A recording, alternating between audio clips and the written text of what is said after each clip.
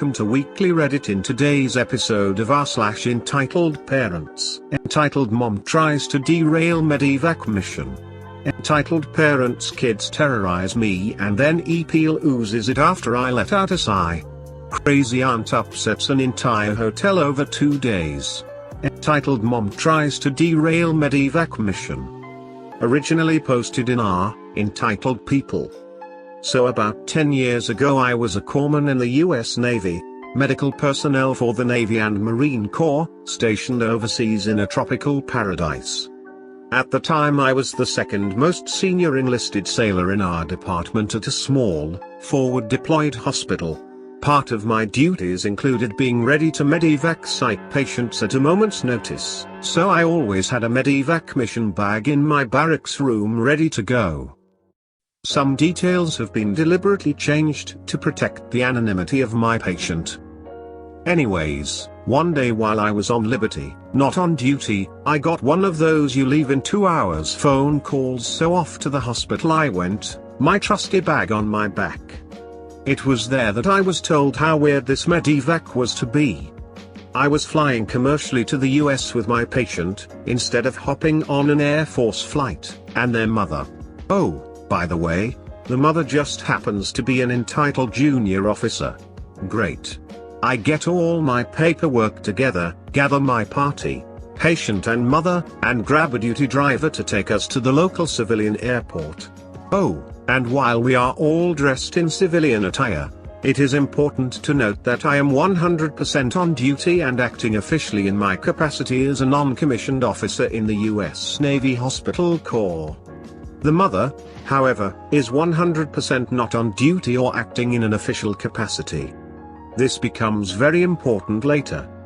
On the way, the kid is really sweet, but is clearly recovering from a first psychotic break and has a lifetime of therapy, medication, and hospitalizations ahead. This kid has my sympathy, and besides, the kid is my patient. The mother, on the other hand, is clearly self-absorbed and is on her electronic devices or nagging the duty driver, who I know and is an excellent defensive driver, or is just in general complaining about anything she can. Whatever, I can tune her out and do my job.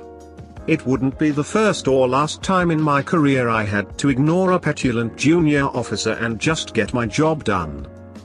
The trouble started almost immediately after checking in at the airport. She turned to me, cleared her throat, and in a tone that suggested that she was in charge said, "You need to get my bag." Without hesitation, I replied, "No, ma'am. Our flight leaves in 20 minutes. We're going to the gate now." With that, I turned and began to escort my patient to the security screening area. She stammers out some kind of "excuse me" protest, but I didn't quite catch it because I genuinely didn't give a damn. My mission was getting my sick patient to a higher level of care, not playing enlisted butler to an entitled officer. That seemed to get her to back off because we got to our layover destination without incident. We board our international flight and the kid wants the window seat and mother wants to sit beside the kid. Fine. I sit behind them and we take off. The flight is going smoothly. I give the kid their medication after the in-flight meal and the kid and mother settle in for a movie. It was when the stewardess was handing out booze that shit started to really go sideways. The mother tried to give her very sick kid, who is on an atypical antipsychotic medication, a fucking Jack and Coke. Without hesitation I reached forward between the seats and snatched that shit up. She turned to glare at me and chew me out, but I didn't even give her a chance.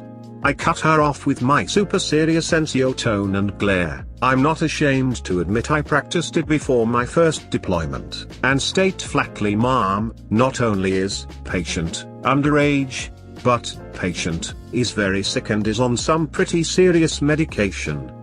If there are two things that just plain don't mix, it's alcohol and psychotropic medication. Respectfully, ma'am, I simply will not allow this. I appreciate your compliance." Her face twists in rage and confusion. I could tell that she had never been spoken to like this by a lowly enlisted person, and she was trying to figure out what to say to me. Finally, she said I didn't want to have to pull rank, but Again, I immediately cut her off. Mom, this is my mission. It was explained to you that you are not in charge here, and the skipper is allowing you to tag along as a humane gesture. I am calling the shots here. This is your kid and you want the best for patient. I get it, but the best thing you can do right now is let me do my job and get patient to the next treatment facility without incident. Our commanding officer placed me in charge, and if patient shows up to the next facility having drank alcohol, it will be my head on the chopping block, not to mention that you are putting patient at risk. Your child could have a genuine medical emergency tens of thousands of feet in the air over open ocean. So Mom, if you pull something like this again, I will report it. Thank you for your compliance, Mom. You see, Reddit, in the US military positional authority is way more important than your actual rank. This is why an E2 can and will prevent a 3-star general from entering a secure facility without the proper credentials. It doesn't matter that the 3-star is like fucking God to this E2, because not even God gets to access this facility without a proper military identification card, sir. This means that since the patient was released to my custody and since the chain of command placed me in charge of this mission, my positional authority simply trumped her rank and even her status as the kid's parent, and I had the paperwork to prove it to any authority. Back to the flight. So after being told that she wasn't in charge, she scowls at me and tells me that when we land she's going to call the cops or something. I don't really care as I lean back and begin documenting the interaction for my own personal sigh. Anyway, we land and there aren't any cops called or anything, so whatever she said was an empty threat. We are about to go through US customs when she insists that she go through customs first, then her kid, then me. The Jack and Coke incident is still fresh on my mind. I'm convinced she's going to try to pull some shady shit, so I shut her down. I inform her that in order to maintain her kid's security and health that I had to go first, followed by her kid, then her. She protests, and the protests start to get us stared at. Somehow we made it through customs without her or the kid taking flight or without any of us getting detained. She fucking whined and complained loudly the entire wait. I was seriously getting concerned that we were gonna get detained. Nightmare almost over. We get through customs and we head to get the rental car. All I have to do is get patient to the next medical facility, give report, turn over effects, and I'm done. I get the car, load everyone up, and then mother exclaims I left my purse. She begins half flailing and freaking out and jumps out of the car. She tells me that I am to wait until she returns. Now, I'm not some kind of special forces ninja or some nonsense, but I have been deployed and I have seen real people get seriously hurt and had to treat those injuries. I've been in real danger and I would eventually develop PTSD from these experiences. It was then and there that I decided playtime with this delusional officer was fucking over. I turn and look at her through the open car door, and this time, I don't mask my frustration with this woman. Mom, I have been on duty and awake for nearly 21 hours. We have a 45-minute drive ahead of us, then I have to give report and turn over medications, medical records, and personal effects. I have at least 2 more hours of work ahead of me before I can get some sleep and fly back tonight. Mom, there is no way you are holding this up any more than you already have. This vehicle will leave in 10 minutes, with or without you.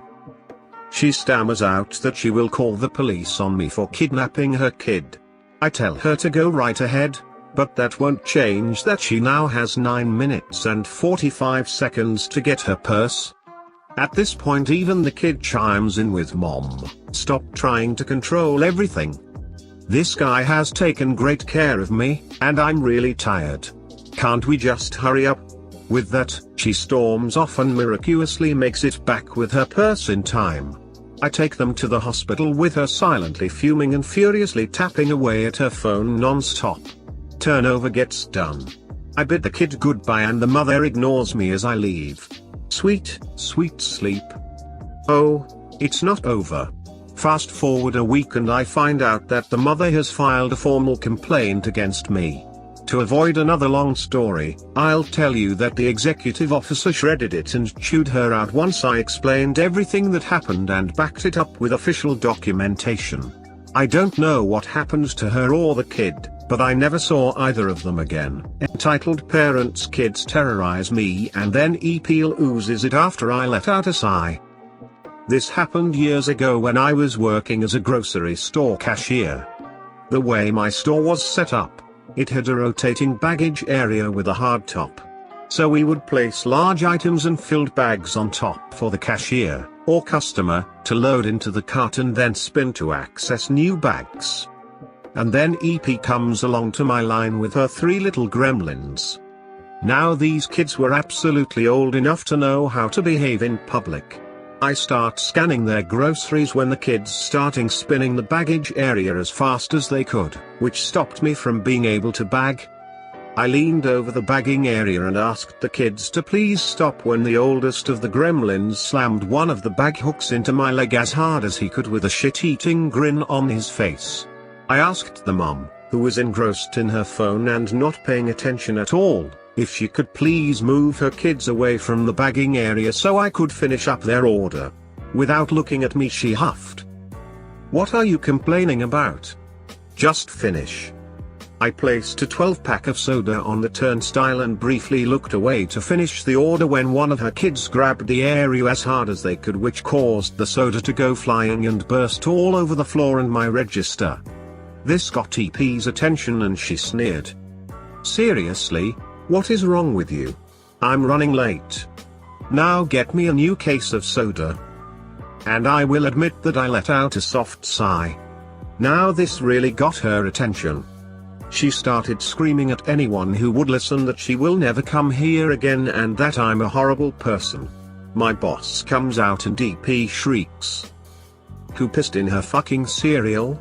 She was harassing me and my kids. I want her out. My boss managed to coax her out of my line and finally got her to leave. Thankfully the customer behind EP stuck around to let my boss know what really happened. Even though this happened years ago, I still get angry thinking about that lady and her horrible children. Crazy aunt upsets an entire hotel over 2 days. Carrying on about my crazy entitled aunt and the messed up things she's done over the years. Ruth takes her Entitlement International. This is going to be a very long write-up. This is set mid-90s, I'm not much of a witness here so most of this is from what heard from others over the years. The main cast. Ruth, EA, eldest aunt, ignorant, rude, selfish and a boss-level Karen. Her children are devils and not well liked. Mini Ruth, R2, aunt, entitled, reasonable at times, Ruth's head puppet. SDU, uncle, decent but run by Ruth. Dad, same as above. Kev, uncle, very anti-Ruth and decent. Cousins, we, only referring to kids of the above. I will refer cousins as we. 17 or younger will be kids. Granddad old, ill, carefree, bitter. He's mainly looked after by Uncle Kev. The bride, be the groom, G. My granddad was of Greek, Italian descent. He came to the UK in his 30s and got married. He was previously married, had 2 kids. Oh, he also went back and fathered at least 1 more child whilst married to my grandma. Grandma banned him from leaving the UK and talking to his European family. Granddad naturally became very bitter over time. Gramps had tons of siblings who lived all across Europe. We are the only family living in England, except Gramps, we can only speak English. After Grandma passed away, Gramps started talking about seeing his family one last time. He couldn't travel alone but kept hinting for years. I was about to start my final year of school. Guess I'd be 15. A second cousin was having a huge wedding in Italy. Our entire family was invited. Granddad was so excited when the whole family agreed to go. Dad and uncles paid for the flights, the hotels were paid by individual families. Unknown to us that both Ruths emotionally blackmailed Gramps into paying their costs. Our extended family were going except Ruth's eldest 2 kids and husband. You'd say 20-25 people. We land in Italy incident-free. Ruth has her first tantrum on the coach to the hotel. She didn't want to share with other people. She complained about the heat as well. At the hotel we kept meeting family after family after family. From every corner of the world, had to be over 100. Most with limited English and some with no English at all, but still we communicated well. Granddad became a universal translator as he spoke many languages. He was having the time of his life. Everyone mingled and made plenty of new friends. It was at this point we decided to form a pact: kids, best behavior and not to react to anything anyone says or does. It felt like we was representing England. Even EA offsprings agreed to these rules. Next morning for breakfast, we sat down with whoever we liked. I remember a huge dining area. EA went around the room gathering who she could see, literally grabbing us to sit with her. She moaned about how no one spoke English and how awful the food was and poorly the family were treated. We just went up to the buffet and didn't go back to sit with EA. This happened every meal for the whole trip. The bride, who was in her early 20s, was from our side of the family and was also staying at the hotel. Her parents were very wealthy. They upgraded every family to all-inclusive and contributed towards airfares. Idea is everyone spends like a week relaxing and getting to know one another, and then it's the big day. B would be moving to a different hotel the day before the wedding. We'd spend the whole day in the pool, playing football or various other activities. Going indoors only for meals or when called. B would be with us majority of the days playing games. The adults would have competitive football matches, join us in the pool or be drinking nearby. Everyone had fun. Even the pensioners would join in time to time. All except Ruth and R2. They were nowhere to be seen. Very unlike them to miss out on gossip. After like 2 days, rumors circulate that some lady was causing serious problems. I had an idea who it could be. There were so many crazy stories floating around. Ruth usually watches her offspring like a hawk, but we have not seen her by the pool or anywhere except the dinner hall. Clearly she was preoccupied. Turns out EA and R2 had been very busy. Within a day or two they'd pissed off B and her parents, racially abused half our relatives, complained to the hotel about the noise, complained about other guests, family, and called the police because someone told her to shut up. Remember Granddad's other children? Ruth hated them, though she'd never met them. She'd target them especially. Ruth forbade anyone introducing us kids to our half-uncles. Though Granddad introduced everyone on day 1. EA and R2 had also been harassing the older folks. Don't ask why. Maybe something happened? But Ruth does need a reason anyways. Apparently B had asked one of my cousin sisters why our aunt was so horrible and racist. EA had been telling B how her behavior was inappropriate for a bride. Sorry, this is already very long. I just wanted to explain what the general mood was and how everyone was having a blast on this holiday. EA kept upping the et. She asked for money from B's parents for her flights, even though she didn't pay a penny. She asked for them to move her and her kids to a better hotel as this one's too noisy. She threw a fit when she found out B was going to another hotel. Things were so bad that guests were now complaining to my parents, uncles and older cousins about EA's shitty behavior. She was not liked at all. Dad and uncles were on damage limitations, trying their best to calm things down as they'd taken out loans to pay for the trip. One of the stronger memories I have was the groom and his family coming to say hello one day. B's friends had been telling us for days to throw G in the pool. So we did. I remember being chased by a guy in that classic 90s baggy suit but totally drenched. That would turn out to be the last of the fun for our family. Meanwhile inside, according to my mom, EA was now complaining to G's parents about everything. Then she complained about B and her behavior. Most of the adults were there. EA got told to shut up or leave by one of the guests. EA then proceeded to throw red wine at everyone. She was dragged away by Uncle Kevin Stu and my dad was trying to stop R2 from joining in. Then Ruth called the police again. B and her family all left there and then. Our entire family were told not to bother coming to the wedding. Later we was re-invited except TA. Several other guests changed hotels as well.